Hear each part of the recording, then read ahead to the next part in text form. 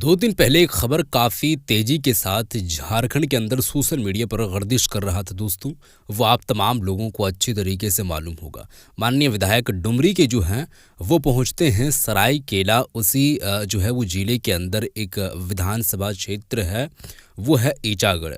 वहाँ पर दोस्तों एक विधायक की बेटी की शादी होती है जिसका नाम है सबिता महतो। विधायक हैं, उनकी बेटी की शादी थी। वो शादी में पहुंचते हैं माननीय विधायक जो डुमरी के हैं, टाइगर जयराम कुमार महतो। वो शादी में पहुंचने के बाद वहां पर मौजूद थे हमारे इस राज्य के सीएम माननीय हेमंत सोरेन जी, उन्हीं की पत्नी कल्पना सोरेन और सबिता महतो। वो तीनों से हाथ मिलाते हैं। पहले तो सबिता महतो की पैर जो है वो छूते हैं, पैर लगते हैं, फिर जाकर के माननीय हेमंत सोरेन से हाथ मिलाते हैं। ये खबर सोशल मीडिया पर अपलोड होनी थी, मानो कोहराम सी मच गई। तमाम तरीके की बातें जो है वो सोशल मीडिया पर आने लगी। इसी बात पर माननीय विधायक का जवाब आया है। कोई कह रहा है कि अब हाथ मिलाना शुरू हो चुका है। अंदर अंदर से देखें और बाहर बाहर से देखें क्या कुछ चल रही है सोशल मीडिया पर। अभी इन सब सारी चीज़ों पर चर्चाएं काफ़ी तेज़ है दोस्तों। तो इसी बात पर डुमरी विधायक जवाब देते हुए नजर आए हैं। और जवाब जो देते हुए नजर आए हैं उनका अंदाज क्या है बताने का, वो क्या कहना चाहते हैं, मैं आप लोगों को सबसे पहले वीडियो दिखाना चाहूँगा। वीडियो आप देखेंगे, आप हर एक बात को समझ जाएंगे। पहले आप ये वीडियो को देखेंगे। किन किन मुद्दों पे आपकी सहमति है एनुअल बजट में? देखिए, कृषि को इस बार अच्छा बजट दिया है। 4-5 नए अस्पताल बनाने की भी घोषणा की गई है। लेकिन उसमें सराहनीय बजट है। हाँ, एक मिनट रुकना चाहेंगे। लेकिन उसमें झारखंड के बच्चे उसमें कैसे घुसेंगे, इन सभी बातों पे डिस्कस नहीं किया गया। बिल्कुल, बहुत सारे लूप होल है। देखिए, पहला बात है कि बजट अभी घोषणा आपने किया है, हम्म, धरातल पर काम होगा। उस काम में उस काम के होने के बाद क्या लोग लाभान्वित होंगे कि नहीं होंगे, वो भी बहुत बड़ा प्रश्न रहेगा। लेकिन अगर बजट को भी देखा जाए और थोड़ा सा अगर मतलब पॉजिटिव नेगेटिव दोनों को मिला के एक हम्म। कॉम्बिनेशन करते हुए अगर अपनी राय देनी हो तो कुछ कुछ बिंदु हैं जहां आप सरकार को कहेंगे कि हाँ ये ठीक हुआ है। लेकिन सही मुख्यतः है। जो वादे रहे, विशेषकर युवा को लेकर, मजदूर को लेकर, प्रवासी मजदूर को लेकर, हम्म। उनमें कहीं ना कहीं राज्य सरकार फेलियर दिख रही है। अच्छा। तो कौन से मुद्दा आपको सबसे ज्यादा मतलब बजट में सबसे खराब लग रहा है? सबसे हम्म। खराब तो ये कि आपके बजट में युवाओं का कोई युवाओं के जिक्र ही प्रति नहीं। कुछ नहीं है। हम्म, बेरोजगारी भत्ता जो पूर्व में सरकार के बजट में था, कोई स्थान ही नहीं है। हम्म। नए रोजगार सृजन की कोई चर्चा परिचर्चा ही नहीं है। अच्छा। तो कहीं ना कहीं ये उचित नहीं है युवाओं का राज्य, युवाओं के लिए। युवाओं की बात करने वाले और अपने आप को युवा मुख्यमंत्री कहने वाले। हम्म, सदन में लगभग जिन मंत्रियों ने, जिन विधायकों ने सत्ता पक्ष से मुख्यमंत्री की प्रशंसा की, उन्होंने मुख्यमंत्री हेमंत सोरेन नहीं कहा, युवा मुख्यमंत्री हेमंत सोरेन। तो एक अच्छा। युवा मुख्यमंत्री होने का दम भरने वाले मुख्यमंत्री अगर युवाओं को इस प्रकार से माने निराशा और हताशा के बादल में झकझोर देंगे, मेरे हिसाब से उचित नहीं। युवाओं के मुद्दा को जोरदार से अच्छा। उठाएंगे क्योंकि सरकार जब 2024 से पहले जब थी उस समय 2021 को नियुक्ति वर्ष बताती थी, 22 को नियुक्ति वर्ष बताती थी, 23 को नियुक्ति वर्ष बताती थी, लेकिन सब प्लेन जाता था। अब इस हम्म। बजट में भी नियुक्ति वर्ष टाइप का कुछ दिख नहीं रहा है, तो युवाओं में एक तो 5 साल उधर बर्बाद हो गया, फिर 5 साल बर्बाद होगा, तो ऐसे ही हाहाकार मच गया। बेरोजगारी दर, पलायन, ये सब बहुत बड़ा मुद्दा है। तो इस मुद्दे को जोरदार से उठाएंगे सदन में? निसंदेह कल मेरा बजट पर चर्चा लेना में भाग लेना है मुझे, तो निसंदेह इन विषयों को कल समय भी भाग रहेगा, लेना है, क्योंकि आज लेकिन मान के चलिए आज बजट पे समय ही उस बहस हुआ, कल भी बजट पे ही मुताबिक बहस नहीं होगा। मिल पाता है। तो कल समय रहेगा, 5-7 मिनट तक का समय मिलेगा। हमें लगता है कि उस बहस में अपने सारे विषय को रखने का प्रयास करेंगे। क्या जयराम महतो को कम टाइम मिलता है? क्या पार्सलिटी होता है क्या? नहीं, पार्सलिटी नहीं, जो नियम है सदन का उस नियम का अनुपालन करना होगा। चूंकि हम एक ही विधायक चुन के आए हैं और एक विधायक के लिए जो समय का आवंटन होता है उसी अनुरूप बोलना होता है। जैसे जिनका 20-35 विधायक है तो उनको मान के चलिए 35 मिनट बोला, तो वो एक आदमी बोला या 5 आदमी बोला, 35 मिनट आपको खपत करना है। तो वहाँ जयराम महतो के सामने बाध्यता यही है कि भाई हम एक विधायक है और उसी के अनुसार हमको समय का आवंटन किया जाता है। अच्छा। तो जब इस गर्म हो तरीके जाते से हैं तो थोड़ी डिवाइड किया समझ में जाता नहीं है। आते, पत्रकार ठीक को भी है। आप थोड़ा ले लेते हैं आड़े हाथ, मंत्री लोग को भी थोड़ा ऊंचे ठोर में बोल देते हैं जैसा नहीं बोलना चाहिए। देखिए, सबसे पहले बात मंत्री जी की भूल है। वो ट्रेजरी बेंच में बैठते हैं। ट्रेजरी बेंच का मतलब है कि सरकार आपकी है भाई, सदन आपका है, अभी मान के चलिए हम्म। स्पीकर आपका है, तो आराम से खड़ा होकर 10 मिनट एक्सप्लेन कीजिए ना। एक तो हमें सबसे कम समय मिलता है। अब जो बोलना है आप हमारे बारे में नकारात्मक बोलना है, गालियां भी देने दीजिए, ऐसे भी मुख्यमंत्री भेड़िया बोल दिए थे विपक्ष को। हम्म, तो सदन आपका है, सरकार आपकी है, लीजिए 10 मिनट और खड़े होइए ट्रेजरी बेंच पे और बोलिए। बीच में ट्रेजरी बेंच वालों को खड़ा होने का कोई औचित्य नहीं बनता है। विधायक उछल कूद कर सकते हैं बीच में, सत्ता पक्ष विपक्ष, लेकिन ट्रेजरी बेंच वाले कैसे खड़े हो जाएंगे?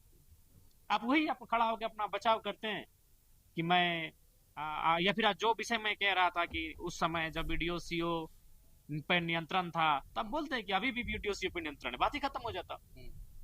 हल्ला करने की जरूरत ही नहीं थी मंत्री को।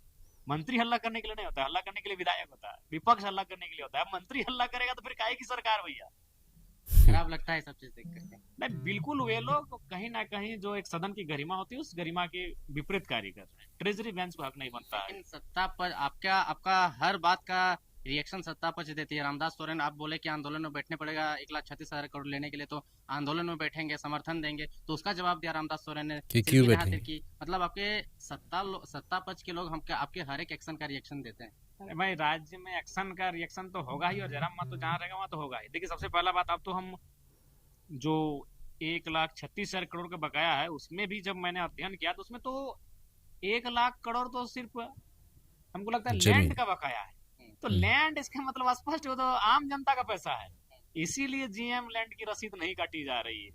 जीएम लैंड के नाम पर ये जो माइनिंग्स का मामला हो, आउटसोर्सिंग खनन का मामला हो, ये मोटी रकम उठा रहे हैं ये सरकार लोग। अच्छा, वो सरयू राय जी का सवाल है, सवाल को मैंने रखा है, अभी अध्ययन करना बाकी है। अध्ययन करेंगे और इस पे जोरदार बहस करेंगे। 1,36,000 करोड़ जो ये मैंने सरकार जो हल्ला मचा रही है मन से, वो पैसा सरकार का है कि जनता का है, वो भी बताएंगे। अब जीएम लैंड हो, सीएनटी लैंड हो, जितना खरीद बिक्री हुआ, आप देखें आपने कुछ जो क्वेश्चन किया था, तमाम जमीन के मुद्दों पे ज्यादा फोकस कर रहे देखिए, हैं। मेरा मानना है जमीन है तो सभ्यता है, जमीन है तो संस्कृति है, जमीन है तो भूगोल है, जमीन है तो घर है, परिवार है, द्वार है। जमीन नहीं है तो कुछ भी नहीं है। अच्छा। लोग पूछ रहे हैं उस दिन डुमरी में रात में जो कोयला रोक रहे थे, कितना कोयला चोर पकड़े और नहीं पकड़े, और बाद में अगला स्टेप आपका क्या होगा, कुछ बता अभी नहीं रहे हैं। सदन आ गए हैं, सदन के पास जाएंगे तभी ना हिसाब फिर करेंगे। शनिचर तौर को जा रहे हैं डुमरी, फिर रैंडमली जांच होगा। एकदम अचानक रैंडमली, एकदम डर भय थोड़ी है, रैंडमली जांच होगा। विधायक बनने से पहले भी नक्सलवाद पे बात करते थे, विधायक बनने के बाद भी सदन के अंदर नक्सलवाद पे, क्या कुछ इस मैटर को ज्यादा ही आप तवज्जो दे देखिए, रहे हैं? नहीं, तवज्जो देना होगा, क्योंकि इस पे कोई बोलना नहीं चाहता है। अच्छा, और ये एक राज्य की बड़ी समस्या है, समस्या नहीं एक बीमारी लोग है, डरते हैं। और उससे आपको मुक्त करना होगा इस राज्य को। और तभी आप मुक्त कर सकते हैं जब किसी भी बीमारी का इलाज तभी होगा जब उस बीमारी पे बात करेंगे। अब आप डरेंगे कि जैसे मान चल कोई गोपनीय बीमारी होगी, मान चल बवासीर, अगर आप डॉक्टर के सामने जाके छुपाएंगे कि मेरा बवासीर हुआ है तो इलाज कैसे होगा? तो लाइक दैट, अगर नक्सल इस राज्य की समस्या बीमारी है तो उस पर बहस होनी चाहिए, उस पर चर्चा परिचर्चा होनी चाहिए। क्यों लोग इस विचारधारा की ओर आकर्षित होते हैं, उस विषय को जानना होगा। इसीलिए बिना बहस किए, बिना बात किए हमें नहीं लगता इस बीमारी से हम निजात पा सकते। इसलिए मैं डरता हूँ नहीं, मैं बात करता हूँ। 1932 खतियान पर तो आप जगह जगह मतलब हर विधानसभा घूम घूम के जनसभा करते थे और एक इंसान के एक इमोशन में भर दिए थे 32 होना चाहिए, होना चाहिए। अभी 32 का क्या स्टैंड है? देखिए ना, हम लोग तो 32 पे लगातार, हम उस दिन सवाल भी 32 को ही लेकर दिए थे, तो वही प्रक्रिया अधीन है, प्रक्रिया अधीन है, प्रक्रिया अधीन है। पता नहीं लोग किसी संवेदनशील मामले को हमेशा प्रक्रिया अधीन में उलझा के रख देते हैं।